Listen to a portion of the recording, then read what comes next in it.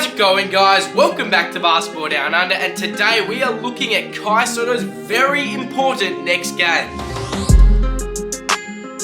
Kai Sotto and the 36ers are taking on the Brisbane Bullets in one of their last games for the season. There are a couple games left, but these are some very, very important must-win games for the Adelaide 36ers, but also must-perform games for Kai Sotto. Kai Sotto's last couple games weren't in his best favour, but that wasn't his fault. CJ Bruton only gave him 10 minutes of action in his last game. You Kai Sotto and BD fans out there already know I cannot stand it when CJ Bruton gives Kai Sotto under 15 minutes of action. How can you honestly expect a player to do anything and have any confidence on the court when he's playing less than 15 minutes of action? In his last game, Kai played 10 minutes and 40 seconds of action, had 4 points and 2 rebounds. As a starter, I know he's starting on the court, I know he's warm, but he started off very well having 4 points in 4 minutes. So why wasn't he staying on for longer? I do not get it. CJ Bruton is still playing him as a bench player even though he is starting. Let's be honest though, Kai Sotto is a confirmed starter for the rest of the season. Coming up against the Brisbane Bullets and Aaron Baynes, one of the strongest centres in the league, in fact the strongest centre in the league, and one of Australia's greatest centres in history going around, it's going to be a very good matchup for Kai. Matchup wise, we've already spoke about in previous encounters with the Brisbane Bullets. Going up against Aaron Baynes,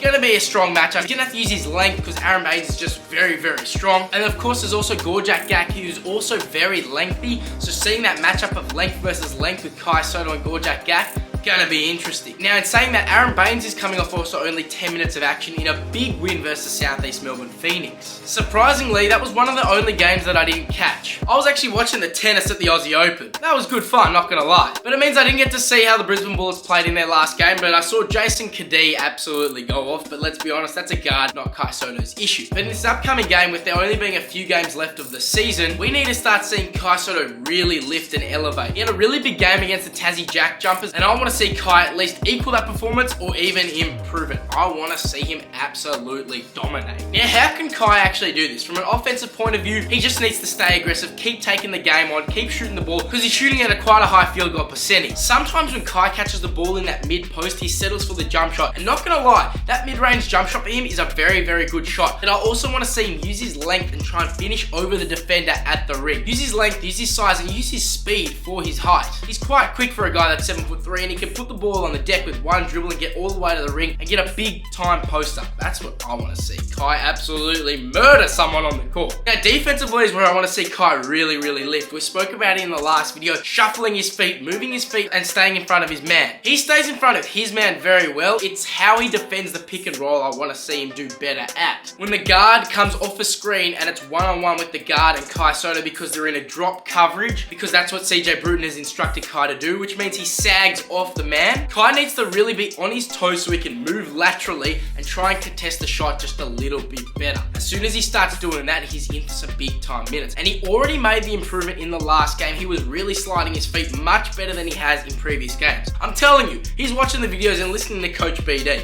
the #1 coach in the game. Coach, reporter, player, what aren't we? But the fact that he's moving his feet really well is exactly what we want to see, and that's what's going to get him extra looks from other teams around the world. If he can move his feet at his size and use his length defensively, he will be a certified beast. Now, stat-wise, what do we want from this game? A bit different this game. 20 minutes of action at a bare minimum. Stat-wise, I'm not as fussed. I want to see him alter more shots, so that won't show up on the official stats, but I want to see him altering shots all around the ring. And of course, we want 15 points, 10 rebounds, and 2 blocks. Got the 2 blocks a couple times recently, so I want to see him stick with that momentum and defensively remain a presence to start eating rebounds. Since he's got slotted into that starting lineup, he's become really aggressive rebounding, which is what you want to see from a 7'3" phenom. Anyways, guys, thank you so much for watching. Please remember to like, comment, and subscribe. Share this with your friends, and I'll catch you later.